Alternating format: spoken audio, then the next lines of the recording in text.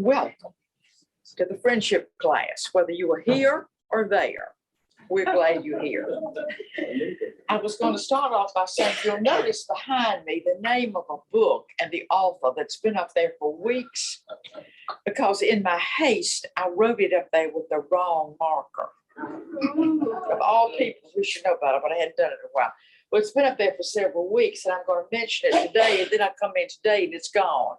It's the life of a teacher. However, the name of the book is still The Gift of Years by Joan Chittister. I have read it several times. I have thoroughly enjoyed it. It is not just a self-help book, and it's not just a book that says, oh, you old people, count your blessings and, have the power of positive thinking. It's much more than that. She takes many, many topics, 40 to be exact, and probes deeply into the blessings or the burdens that might beset us with many of these topics, like fear, regret, memories, and wisdom. Today's lesson. I could just read the chapter from that on wisdom, and we'd have a good lesson on wisdom, and we go on home. But I won't do that. I will refer to it later as we get through, as we get on into the lesson. The title of today's lesson is Wisdom, Divine and Human. Now, Fred says, well, at least we're getting out of the book of Genesis.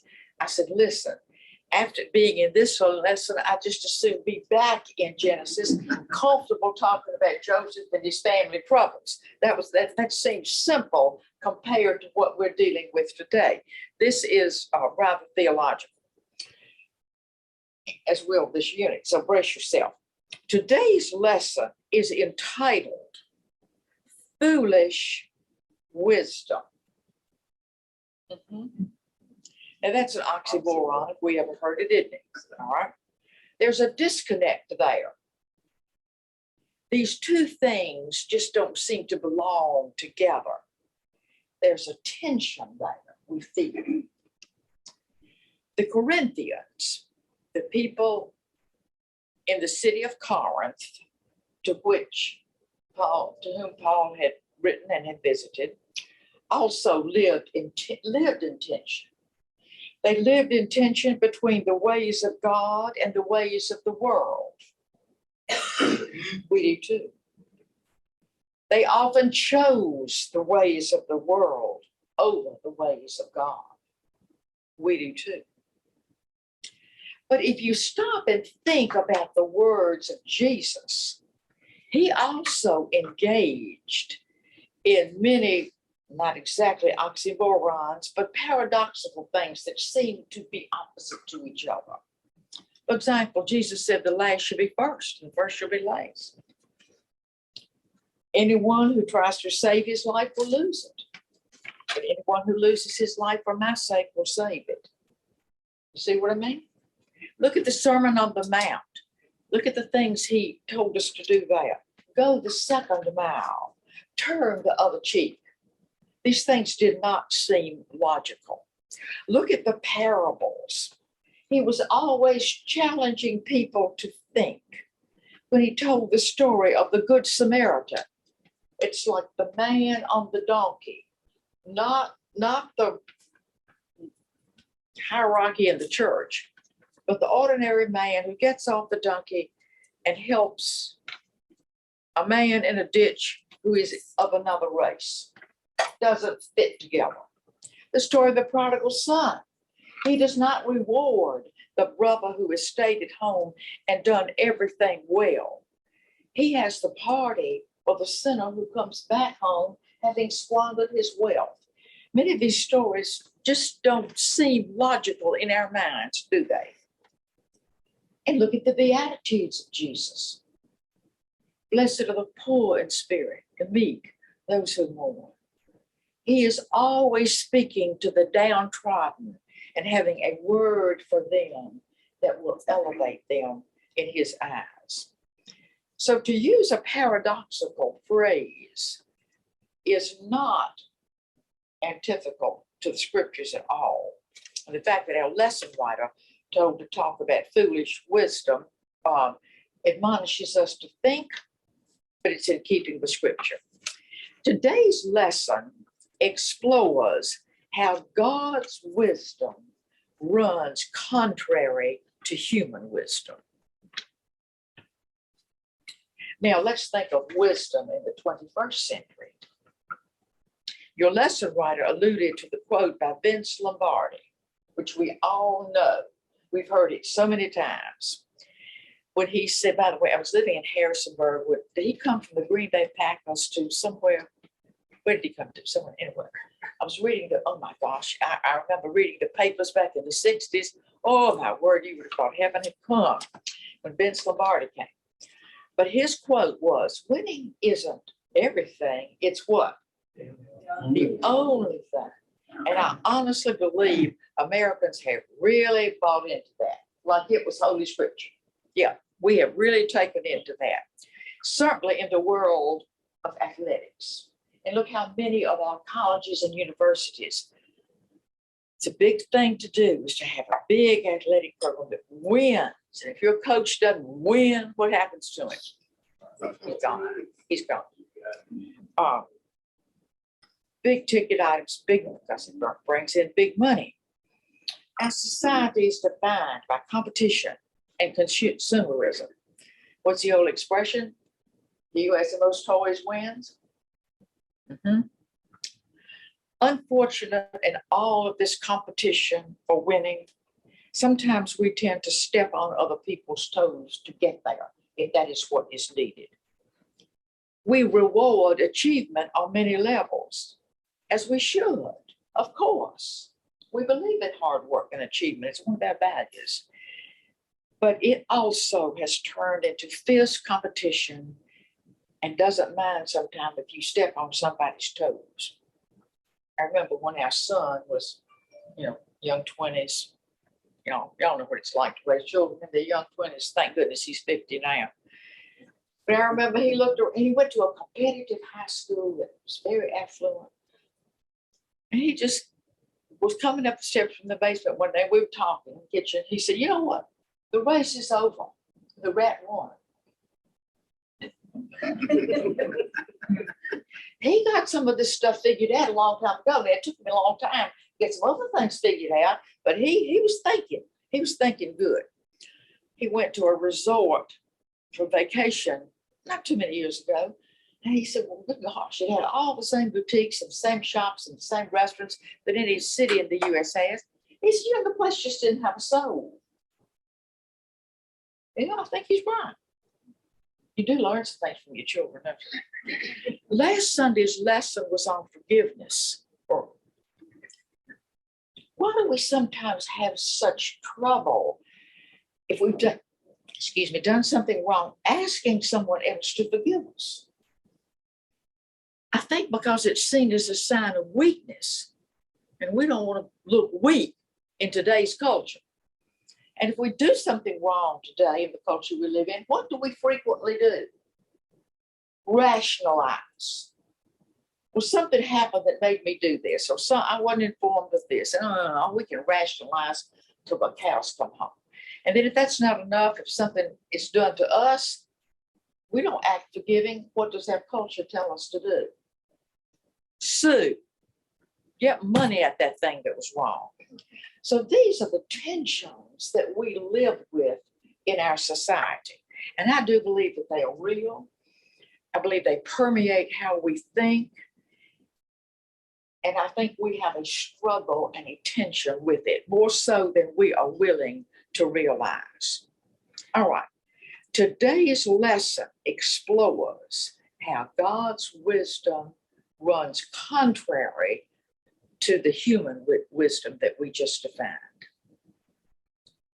Paul gives us timeless counsel about applying God's wisdom, and it is throughout the book of 1 Corinthians. He teaches us that Christ's self-giving, sacrificial love is for others and the way we treat other people. God's wisdom challenges human ways of thinking. Paul's life had been radically changed, and he yearned for the people of Corinth to change and deepen their understanding of God's wisdom. Now, before we go any further, let's take a little look about this city of Corinth. The history teacher had to drag the map out. Y'all knew that before I got here. All right, Corinth. It is in Greece. You know, this is Mediterranean. This is Damascus and all the area over here. But this is Corinth. This is where Paul traveled in his journeys. Corinth is a city in Greece. It is not too many miles from Athens. And it is right here on the isthmus, you know, a narrow body of land that connects to big bodies of land right there in the sea. Comes that way. Now, cities, of course, grow up in strange places. Not strange. They grow up in reasonable places for transportation, trade, defense, all sorts of things. Didn't Richmond, refresh me, you people that know more than I do, didn't Richmond develop on the fall line of the James River? Like you could come up from the ocean, and this is as far as you could get, because from here on west, you've got rocky. Yeah, okay, I thought I remembered that from my Virginia history. New York is there because of the deep harbor. So cities grow up in various places. And you can see that on this isthmus, there could be travel, you know, between these two areas. Also by water. Also, the city was easy to defend. All right, it was a great trade and commercial center in the ancient world. It was a big city. Also, there were the Isthmus Games. Remember the Olympic Games? All right. They were second in importance to the Olympic Games. This city became rich and populous. There were many artisans there, people who worked in bronze and pottery and earthenware. It was a great commercial center, big city. Now, the other side to this city of Corinth is this. While it was very prosperous, it had all the things that go along with prosperity. It was known for its evil and immoral ways. Many people there engaged in reckless and riotous living. Oh, another interesting thing about the city, Louisville, where I used to live on the Iron River. They'd come in down the river with their boats, and they'd have to offload the material in the boats on the Iron River, put it in Louisville, and then store it, and then go on down and put it back on the boats and go down. You know this. I always found that fascinating, that all the people who lived there, I mean, the people who did all this loading and unloading on boats had a period of time to stay in Louisville, so they got into the drinking and the gambling and the hula that goes on with it. So see, all these things developed for a reason. Athens had a lot of this. They also had temple prostitutes because the temple of Aphrodite was near there. So that engaged in prostitution. Cities have a reputation, don't they? You know, something is a nice hometown. Las Vegas. What do we know about Las Vegas? Okay, you got an impression there. Corinth had a reputation. Sin City. That's what it was known as. Now, it was a Greek city, of course. It was in Greece, but it also became a Roman province. And also there were many Jewish people that lived there. So you can see it really was a cosmopolitan place. It was very heterogeneous. Paul stayed a long time in Corinth, working with the church there, perhaps more times in Corinth, maybe other than Ephesus. And I've told you before what our professor friend Frank Stagg used to say about the church at Corinth. If you can find a church with more problems in it than the one at Corinth, you've got a doozy on your hands, because they had all sorts of problems. The church was divided into various sects and parties. One group followed this leader, and one group followed another, and one group followed somebody else. And Paul was just dizzy with listening to them as to who they followed and who they believed. First Corinthians, the book we're looking at today, was really Paul's second letter to these people. The previous one was lost somewhere, we don't know where. Now, the trouble with reading a letter It's like sitting in the room and someone else is on the telephone talking, and you are hearing the telephone conversation of the person in the room with you, but you are not privy to what the person on the other end of the line is saying to that person. So that's sort of what we get in reading Paul's letters. We know what he said to them, but we don't know everything that caused him to have that conversation. But he's writing to the church at Corinth in this first letter, second reading. Paul relates to these people like a father is to children in the faith. And he feels responsible for them. And he acts like any good parent. Sometimes he's harsh with them. Sometimes he's warning them. And sometimes he's even shaming them if he feels the needs happening. Now, we must remember, in this time and place, there was a lot of status seeking. That's familiar too, isn't it? The basic form of education in the Greek world, in the Greek mind, was rhetoric. It was a way of persuading people to think in a way in which you wanted them to go. And Paul uses this type of rhetoric very much in his writing to the people at Corinth. Paul objected very much when the Corinthians used their worldly status to get their way in the community of believers. Now that can hit home to us too. Many people, in abusing their power, become very selfish. And many of the things we talked about a few minutes back about the wisdom of the world, the trouble with some of those things, they're not just bad in themselves, they become addictive. The more status we have, the more we want. The more we achieve, the more we accomplish. It becomes addictive, and we can use it in an abusive manner to other people without even realizing it. Paul is writing to that problem.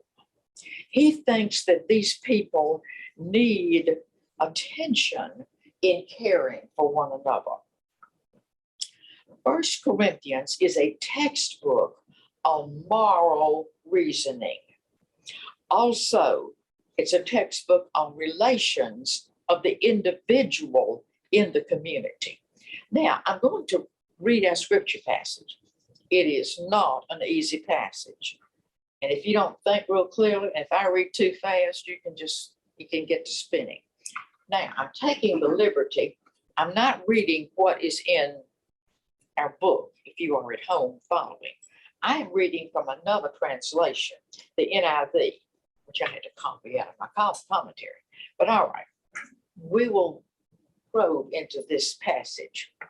I'm starting with verse 18. For the message of the cross is foolishness to those who are perishing, but to us who are being saved, it is the power of God. For it is written, I will destroy the wisdom of the wise, and the intelligence of the intelligent I will frustrate.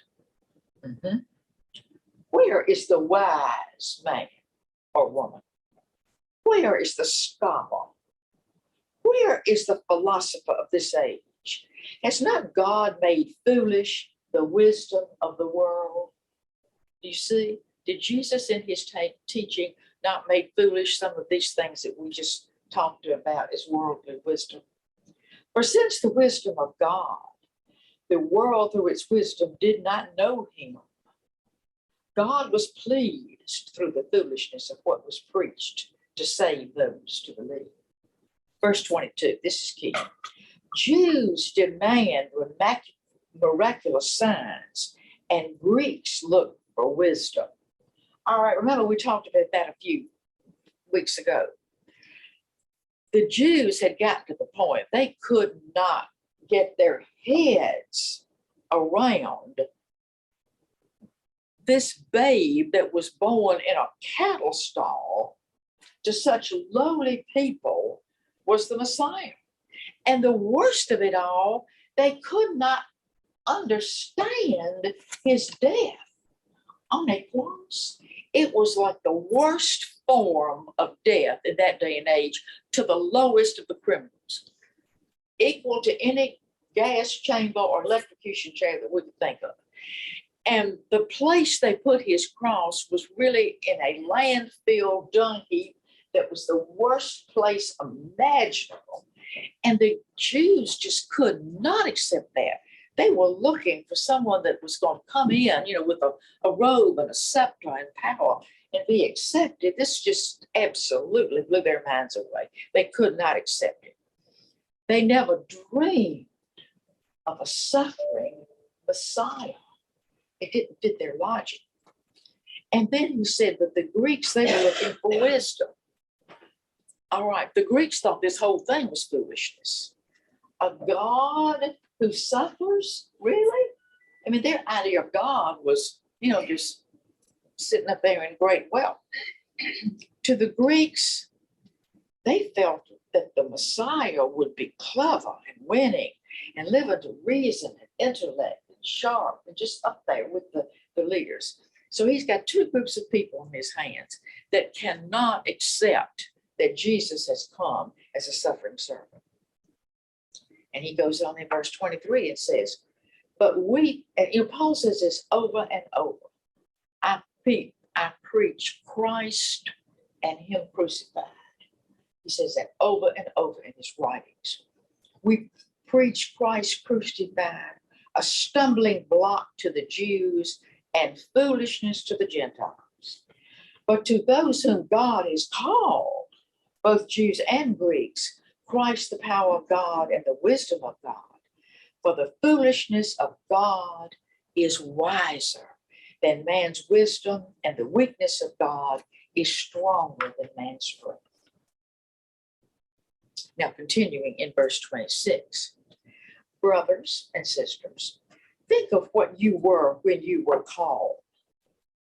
Not many of you were wise by human standards. Not many were influential, and not many were of noble birth.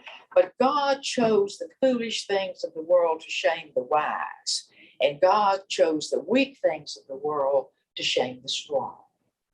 He chose the lowly things of this world and the despised things and the things that are not to nullify the things that are. See what I mean? So that no one may boast before him.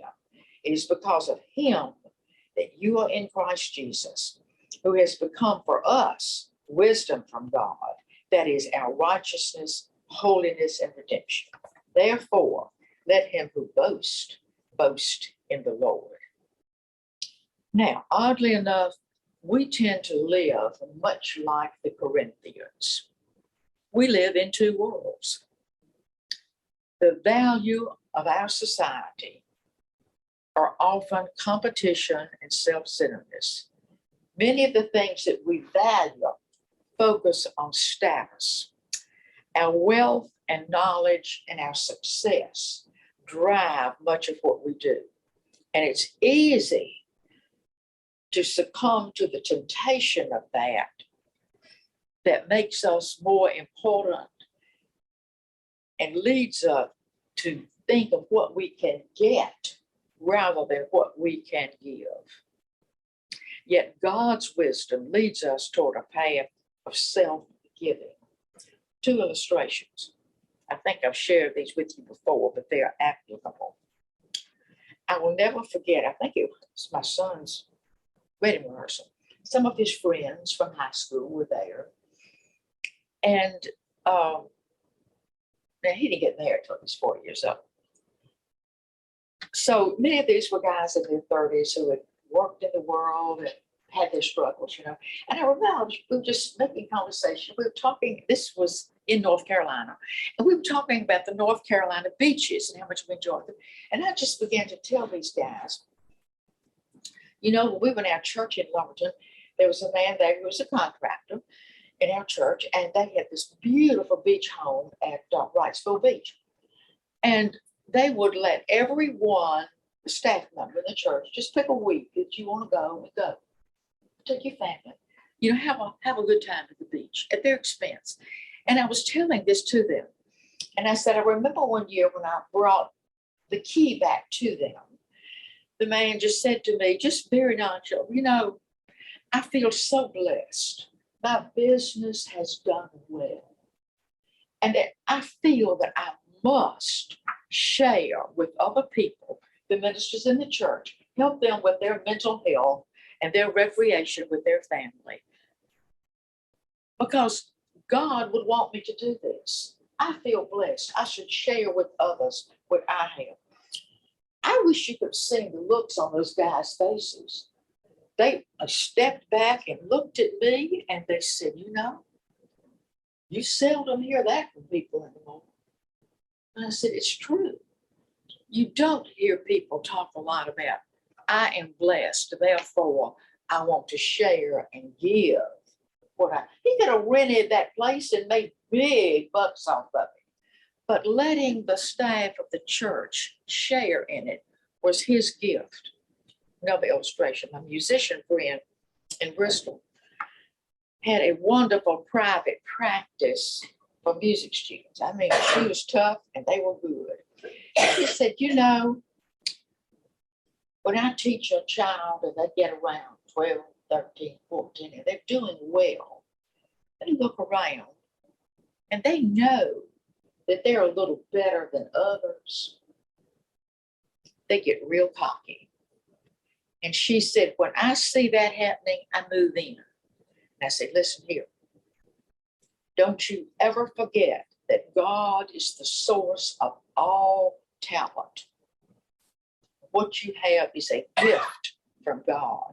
And don't you ever lord it over anybody else. And no matter how good you think you are, there's somebody out there better than you. Well, that was a good lesson to get through to young teenagers, I think.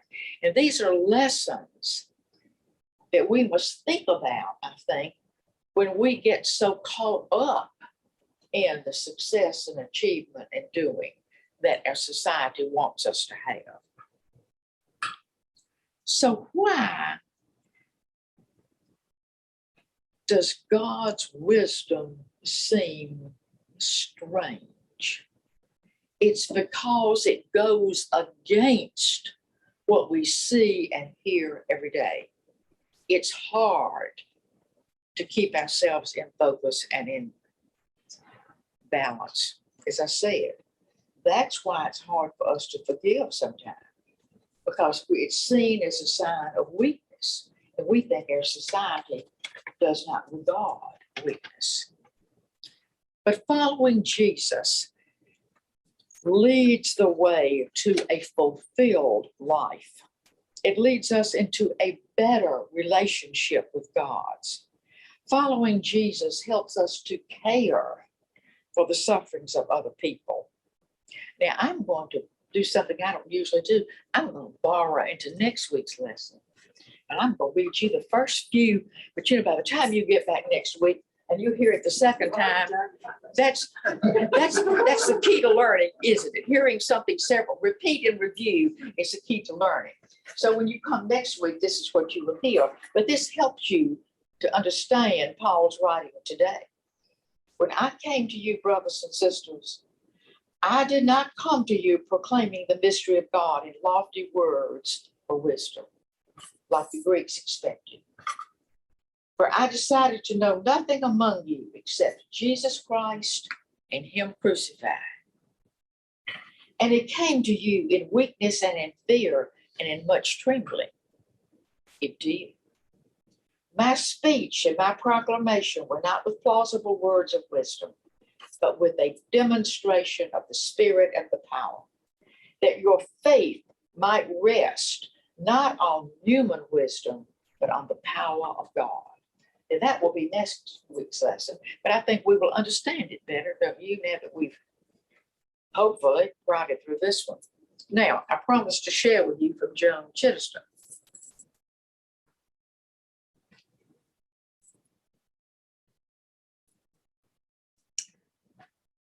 She has some 40 topics in this book, and the one on wisdom, I could read the whole thing to you, but I won't. But I think you'll see what I mean when I quote from her. In youth, we learn.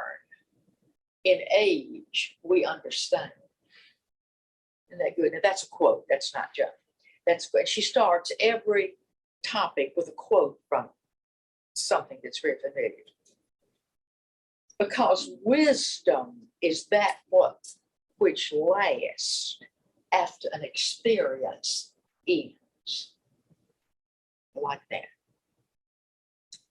Our role now, that's you and me in our age in life, is to be what we have discovered about life.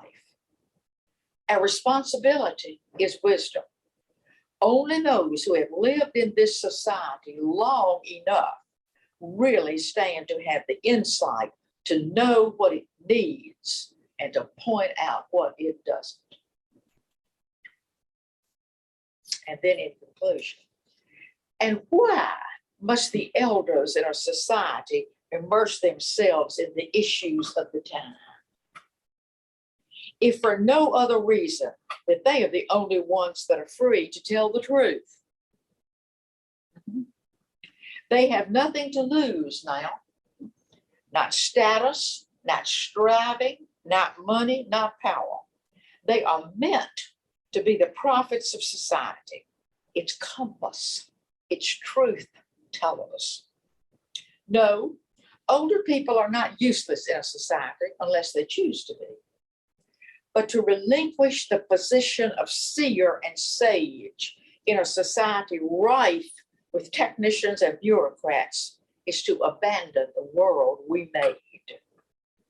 Now is our time to evaluate what we have done, what we have lost, what we are losing, and to spare no efforts to make it known. It is the older generation that must turn the spotlight back on the ideals when the lights of the soul go dim, before it is too late. She wrote this in 2006. Thank you, Emily.